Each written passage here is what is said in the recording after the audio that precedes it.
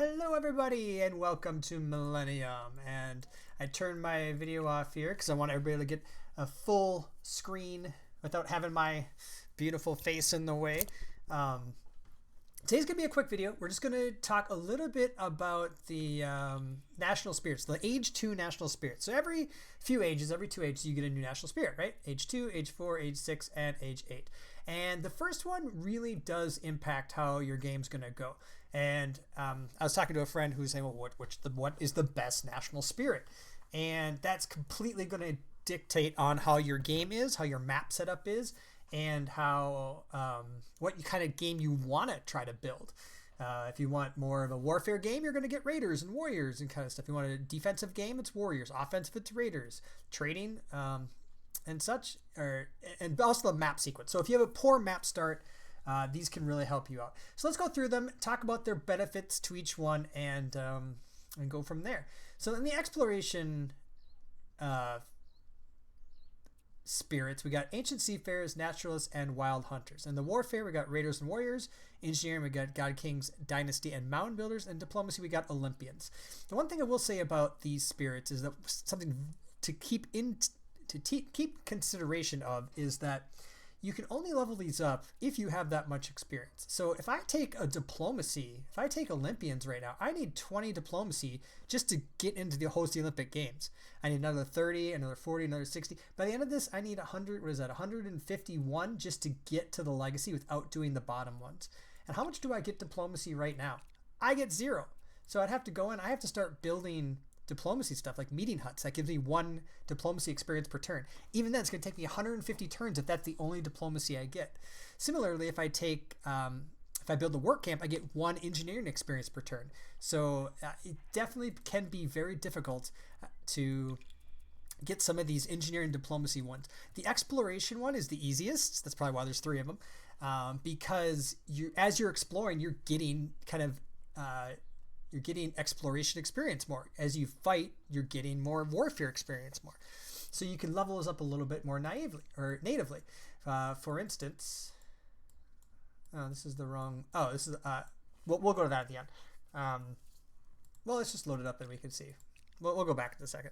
So, for instance, if you look at this save game right here, as I've been exploring things, this is the same game just a few turns later. As I've been exploring things, I'm about ready to destroy this this barbarian hut. You're gonna find a lot of these, right? You destroy the barbarian hut, take some have your archers shoot in, blah blah blah. Their palisades go down, you win, and you get a little pop-up. It's 20 warfare experience. That's almost enough to that's 20 turns if I'm only getting 1 per turn.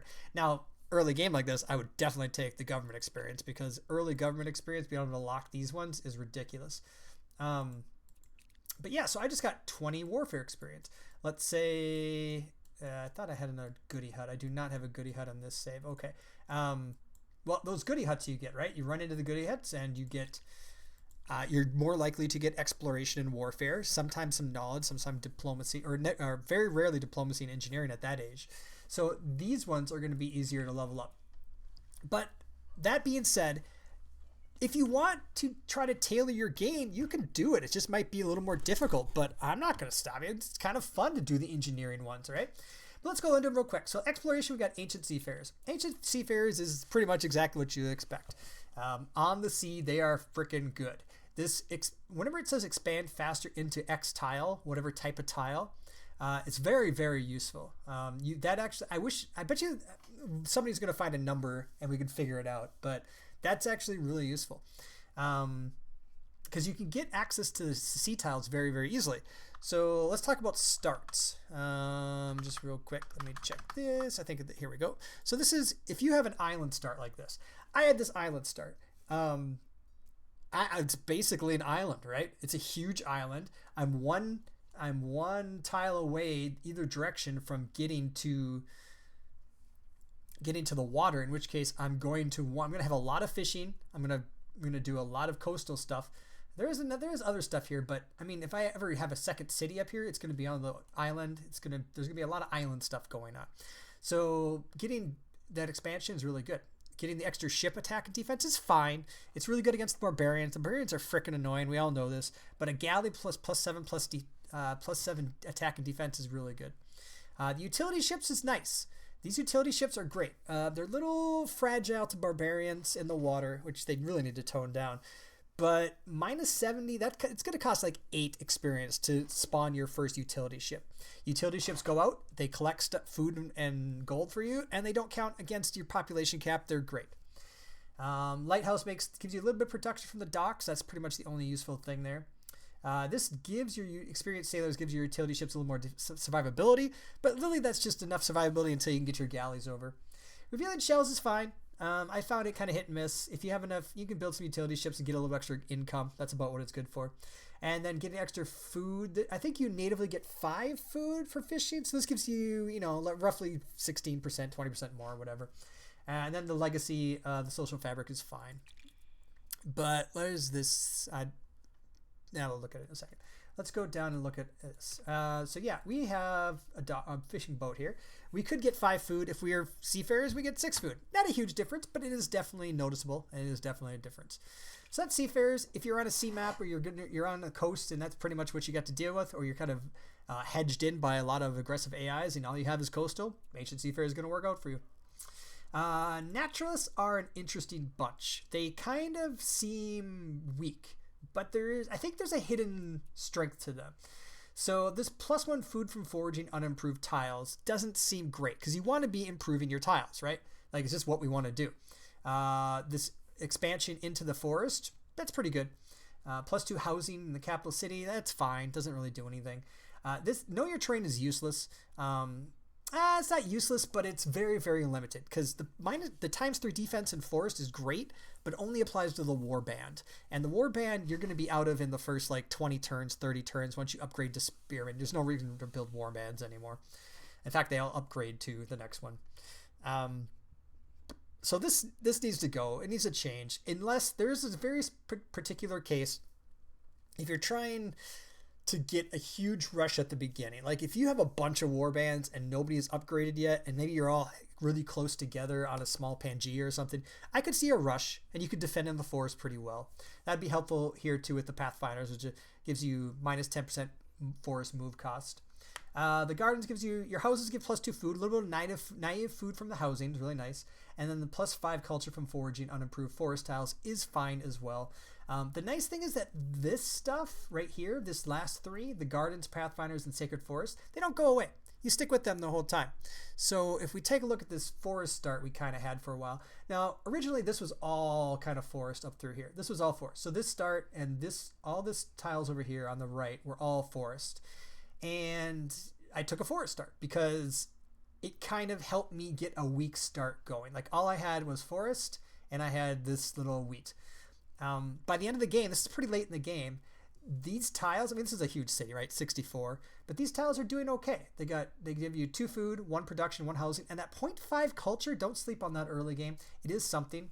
And then the +1 food for foraging. So basically, if you had you wanted to get going early in the first 2 ages, and those are kind of what you're focusing on, and you're trying to win early, or at least get a huge lead early, the naturalists might be there for you.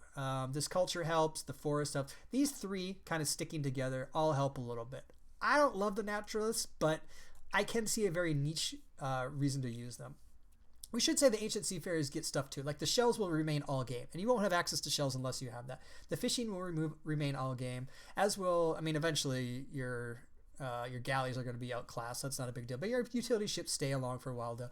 So actually the Seafarers, it looks like most of the stuff stays for the whole game. In fact, all of them do. That's interesting. The Wild Hunters are kind of cool. The Wild Hunters are one of the strongest in the game for 2 different reasons. They have the Bow Hunters. Bow Hunters are great. What do Bow Hunters do? They go do stuff for you. Much like utility ships, well, not only are they a really strong archer, they're an 11-11 archer. And if we kind of look, is this the game where I have archers? I don't remember if I have archers here or not. Ah, yeah, we got some archers. Okay, so this archer, your basic archer is a 6-6. Once you unlock these bow hunters, they almost double, and that's before you go ahead and upgrade them to the hunting grounds, which makes them +7, +5. They become 18, 16 hunters, or kind of range units. Those are really good. Like you can use those up into past crossbows. It does reveal elephants for us, which is nice. Elephants give us a little bit of ivory and exploration XP. You're going to find that the stuff that it on each of these unlocks gives you access to a little bit more of what it needs to expand. Wild Plains means you're going to expand into scrublands a little bit faster. You're going to get some improvement points from bonus bones and ivory, which you might need early on. This +2 food from meats is actually very strong, even up until like when you're cooking and baking stuff. Like having a meat that's worth 5 food is equivalent to baking almost 2 bread or 2 wheat. Turning wheat into flour does 1 for 3, and then it's almost 2 flour worth of food just for having an unimproved like hunter doing the meat. Your housing giving you a little bit of food's fine. But this is the big one, the bow hunter. And these bow hunters are kind of cool because what they do, let's just load up that last game again. And you can kind of see exactly what they do. Just like the utility ships can go out and grab resources for you. If you have a limited start, like this game I feel like had kind of a limited start. There's not much here. It's a pretty weak area, right? And yeah, I can put a hunting camp here. That's great. It does good stuff. Brings back bone and wheat and stuff. But I can also take my archers out here. And if I'm not using them for warfare, I can set them to collect. And they basically harvest goods out here. So they're harvesting this tile and they're sending that food back to my capital. So you can kind of see, I believe it says here, yeah, I'm getting plus 1.5 from Homeland. I believe that should be it because that's the only thing I have right now. So that's neat. You can send you're going to want to build a bunch of them anyways. Because you not only do you need them for defense usually or offense depending on how you're looking at it, but you need 5 of them I think in order to unlock the last natural spirit in the hunting domain. I think that's right. Let's double check. So yeah, they're useful. You set them out. When you're not even using them, it's kind of like a way of passively. Yeah, you need 5. It's like a passive use for them. They're good. They're good units, and they kind of sit out there and do their thing. That's great. Warfare Raiders. Raiders are ridiculously overpowered. I don't care. They're gonna do something with this. So you unlock Raiders. It's every single one of these spawns more Raiders. So we do this. We spawn 2 Raiders. Yay! We get +1 warfare experience from combat per unit. So every combat we're in, we get more warfare experience. What can we do with warfare experience? We can unlock more of these things, which gives us more Raiders.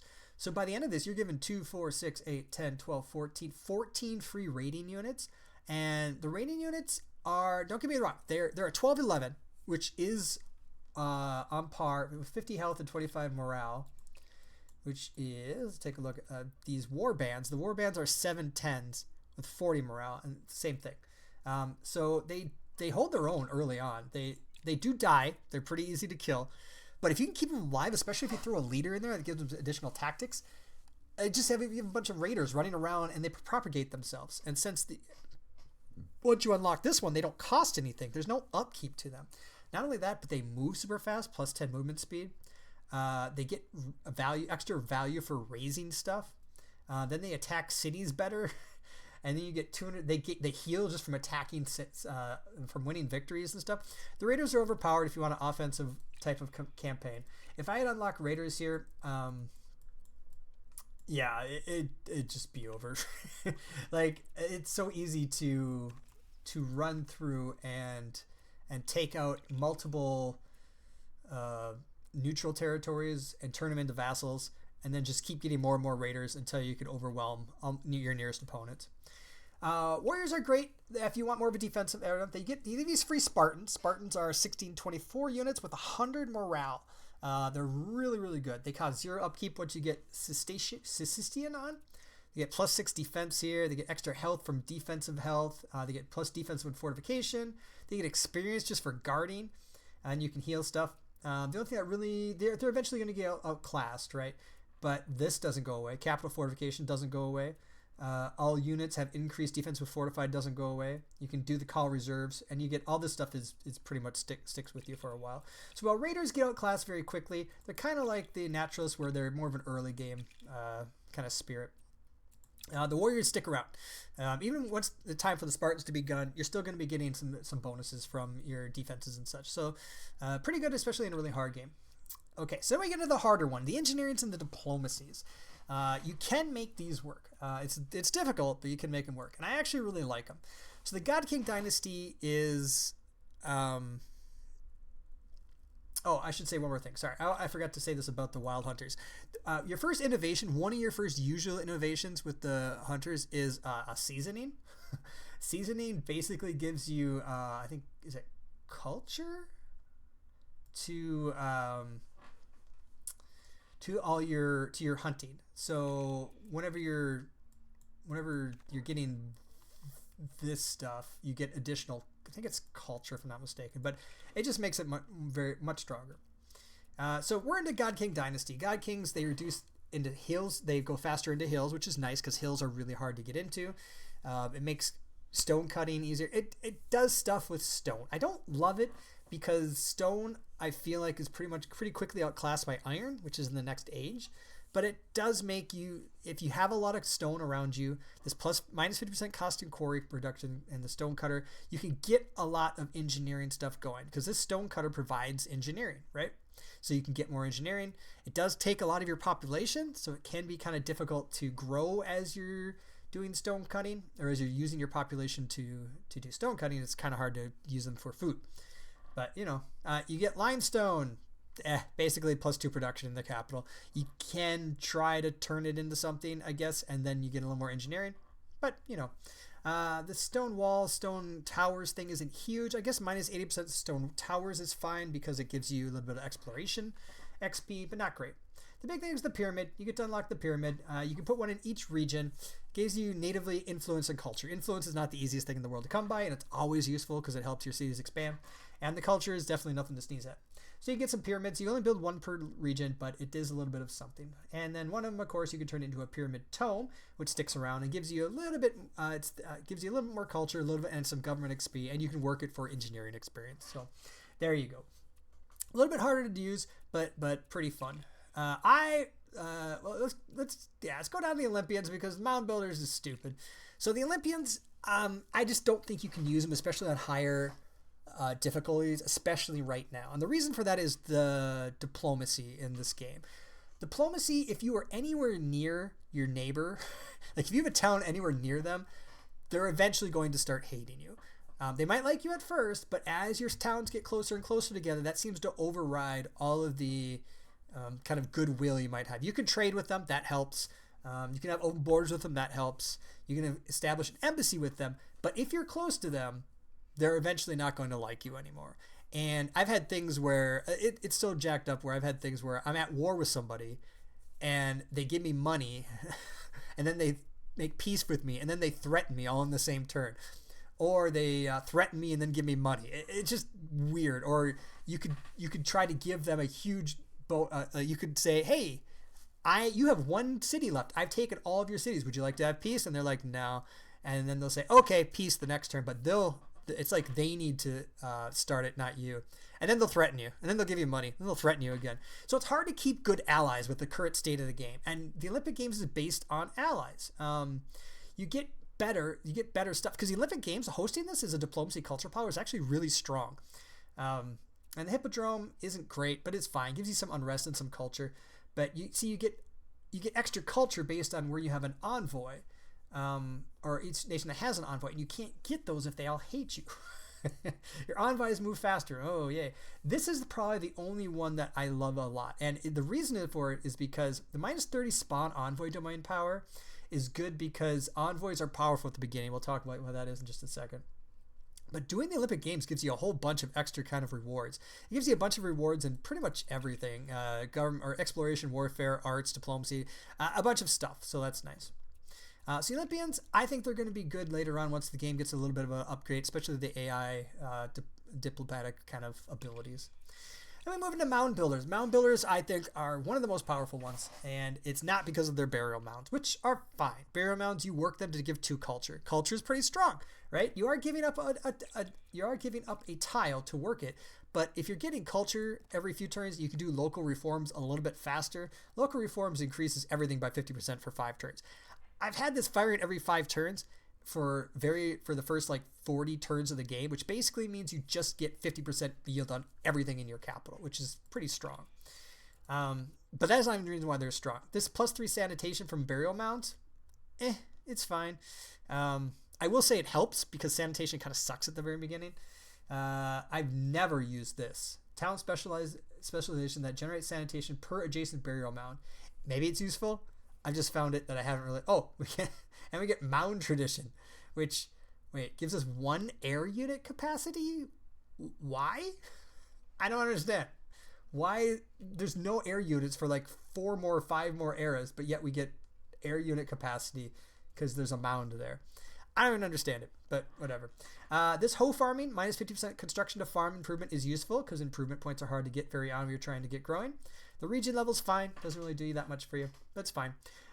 Expanding into grass regions is pretty strong. Grass regions are the easiest thing to grow into, and if you have a bunch of them around you, then you're just going to grow extremely fast. So like these are scrub lands or whatever. These are not the easiest to grow into. But if I was surrounded by a bunch of these grasslands, like if I have a city here, I'm going to grow to these tiles all around here very, very, very fast. So that's something if you want a little bigger cities, that's going to help out a lot. But this is the big one. This is the big one that takes forever. That was stupid. It's just stupid for the rest of the game. Food rationing. Capitals require half as much food for population. So all your cities that you directly control take half as much population or food basically to keep them happy. Do you know how strong that is? Like, let's look at this. Is earlier in the game. This is super early in the game, and we have somebody in our forest. Or somebody doing a forest. We have somebody in the grasslands. It's just basic. Nothing's really done yet, and we're growing every 3 turns. Our needs are at 150%, so we're not even growing that fast. If you drop this requirement by 50%, we're growing at so much higher. If we're growing so much faster, that means we have to work less food tiles. We can work more production tiles. If we can work more production tiles, we can build more buildings. We can build more units. We can eventually turn that production into other stuff like levying projects or money or research. So not having to work as much food tiles gives you more production tiles or more engineering tiles or more diplomacy tiles or whatever you feel like working, or gold. So it's ridiculously strong. That I'm pretty sure that thing is going to get nerfed later on. That food rationing, because that stays for the rest of the game. That doesn't go away. And it's not just your capital. It says capitals, but in this game, capitals mean something different. It's all your cities that you directly control. So that's about it. That was fun going through them all real quick. Like I said, Mound Builders is ridiculous. The rest of them are very situational. Wild Hunters is Raiders is, if you want an offensive game, just take Raiders and just watch your Raiders walk around and destroy everybody. Before we're gonna talk a little bit about the Olympians and their embassy ability, and their reduction cost in embassies, and why that's pretty strong. They get. I've built a town center. No, council. No, it's a town center. Built a town center now. Where is it? Council. Okay, I haven't built any. Oh, it's a meeting hall. Yeah. Meeting hall gives you diplomacy. Okay. So, like, if you wanted early on, you wanted to go into Olympians, you'd have to build those meeting town a lot earlier so you can get more diplomacy experience rolling. I was going into work camp so I can get more engineering experience going, because you want to do mound builders, because we're into mound building kind of things. But that first emissary you get really lets you establish your kind of your areas a little bit faster. So if this was a regular game, this was kind of my trial game just to show stuff, and I wanted to make sure I had a presence up here, I would have sent my first embassy or my emissary up there with my armies to this neutral territory, and I would have immediately claimed it, and it just becomes a vassal into your territory. Vassals, as you know, are not that strong to begin with. If you want to go into the wide build with lots of vassals, they can become super strong, but they don't really start really strong, right? Like, we are getting 0.06 from Kyoto right now. That's our one vassal. But we also just got it. Once it starts growing and starts making money, it's a lot more. So eventually, what I found is that, especially on my wide builds, which so far I have yet to have a game where the wide build isn't superior to the tall build. And I even had that game where I had a population of 65 in my capital, or my imperial capital, I should say. And still, wide is just so much more. It just seems to do so much more for you. But anyway, so if I get cheaper emissaries, I can start claiming these neutral territories a lot faster. They're going to grow a lot faster. They're going to contribute to my empire a lot faster. Yeah. So that's it. We will end there. Thanks for everybody for watching for this real quick video. Gosh, these videos get going a lot faster than you think they do, or they take longer than you think they do. But that's Era 2. We'll come back and do another one in maybe next week or so, and talk about Era 4 once I pull up a few games that seem to fit with that. All right, thanks a lot. Talk to you later. Bye.